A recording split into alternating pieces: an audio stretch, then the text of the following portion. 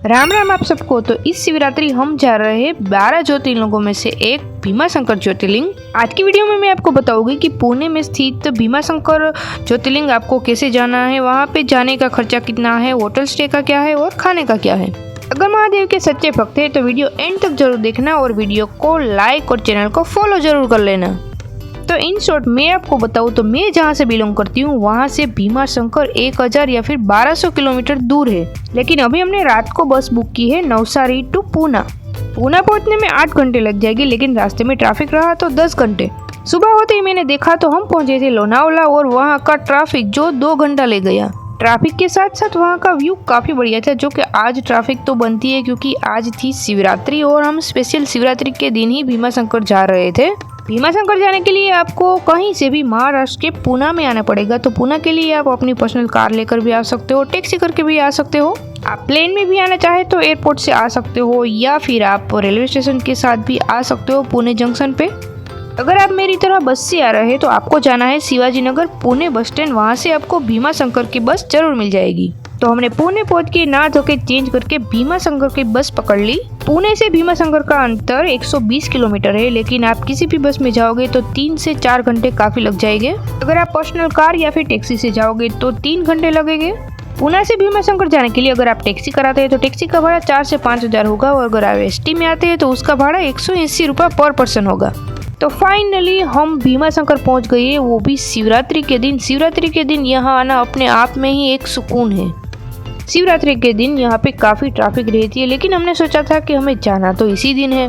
तो हम सभी ने ओम नमः शिवाय वाली टी शर्ट ले ली, हाथों में फूलों की माला और निकल पड़े महादेव के दर्शन करने के लिए। भीमाशंकर 12 ज्योतिर्लिंगों में से 6ठे नंबर का ज्योतिर्लिंग है और शिवरात्रि पे यहाँ पे आना काफ़ी शुभ माना जाता है। वीडियो अब तक देख रहे हो और कमेंट में अब तक हर हर महादेव नहीं लिखा तो एक बार जरूर लिखिएगा। तो चलिए हम पहुंच गए हैं भीमाशंकर के गेट से। यहाँ पे गेट से जाने के बाद आपको 350 सीढ़ियाँ उतरनी है। भीमाशंकर एक लौता मंदिर है यहाँ पे, जहाँ पे आपको 350 सीढ़ियाँ उतर के नीचे जाना होता है। आधी सीढ़ियाँ उतरती हम थक गए तो हमने पिया थोड़ा सा नींबू पानी, और आप ट्रैफिक देख सकते हो कि इतना ट्रैफिक है आज के दिन।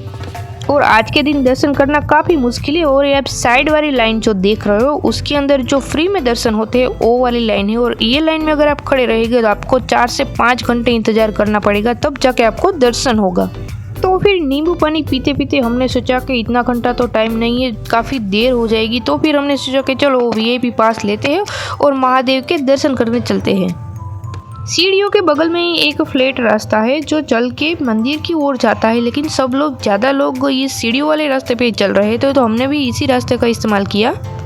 बात करें खाने पीने की तो जो 350 वाली सीढ़ियाँ है उसके बाहर आपको 30 या 50 रुपये में नाश्ता अच्छे से और 100-150 रुपये में फुल थाली आपको आराम से खाने को मिल जाएगी। और स्टे करने के लिए आपको यहाँ पे सस्ते में लॉज और धर्मशाला भी आराम से मिल जाएगी, और वहाँ का रेंट थोड़ा 500 या फिर 1000 ही होगा। अगर आप ऑफ सीजन में भी पूरे साल में कभी भी आए तब भी आपको 500 रुपये में वो लॉज या फिर धर्मशाला आराम से आपको रूम मिल जाएगा। तो फाइनली 350 सीढ़ियाँ उतरने के बाद जो मंदिर के बाहर वाला गेट आता है वो आता है, और साथ ही में दोनों साइड यहाँ पे महादेव की प्रसादी यानी कि थाबड़ी मिल रही है। यहाँ से शुरू होती है भीमाशंकर के पास की लाइन। तो हमने यहाँ से पास लिए, हम जितने भी लोग थे, और पास लेके हम लाइन में चले गए। वैसे अब अगर नॉर्मल डे में आते हैं जैसे श्रावण मास या फिर शिवरात्रि को छोड़ के, तो आपको पास की जरूरत नहीं पड़ेगी। आप ऐसे ही नॉर्मल महादेव के दर्शन कर सकते हो, लाइन में भी नहीं लगना पड़ेगा, और 5-10 मिनट में आराम से महादेव के दर्शन हो सकते हैं। फाइनली वो मोमेंट आ गई जहाँ हमने महादेव के अंदर जाके लिंग को टच करके दर्शन किए। इतनी ट्रैफिक की वजह से वो शूट नहीं हो पाया, लेकिन मैं आपको ऊपर एलईडी में बता देती हूँ कि आप महादेव को यहाँ पे टच भी कर सकते हो और उसका दर्शन भी कर सकते हो। उसके ऊपर एक चांदी की वर्क लगाई हुई है। अगर आप 5 बजे सुबह जल्दी आते हैं तो वो वर्क के बिना भी आप महादेव के अच्छे से दर्शन कर सकते हो। और आप देख सकते हो कि महादेव के स्पेशल दिन शिवरात्रि का महत्व यहाँ पे कितना है। यहाँ आके हर किसी इंसान को एक अलग सा सुकून महसूस होता है। ऐसा लगता है कि हमें यहीं पे रह जाना चाहिए, बैठ के घंटों महादेव का ओम नमः शिवाय जाप करना चाहिए। शिवरात्रि के दिन के हिसाब से यहाँ पे ट्रैफिक कुछ ज़्यादा ही थी, तो इसलिए पुलिस वाले सभी को अंदर ज़्यादा देर रुकने नहीं दे रहे थे, बैठने भी नहीं दे रहे थे। लेकिन फिर भी हमने उसकी नज़र चुरा के थोड़ी देर अच्छे से बैठ भी लिया, जाप भी कर लिया, अच्छे से दोबारा दर्शन भी कर लिया। और ये सब महाकाल के टी शर्ट वाले कर रहे थे मेरा इंतज़ार और मैं कर रही थी शूट वीडियो। और बाहर निकलते ही आप मंदिर के ऊपर का नज़ारा अच्छे से देख सकते हो। मंदिर के पीछे के स्थान पर एक भीमा नदी बहती है। मंदिर के चारों ओर है पहाड़ और बीच में ये भीमा शंकर मंदिर है और मंदिर के पीछे ही बहती है एक नदी।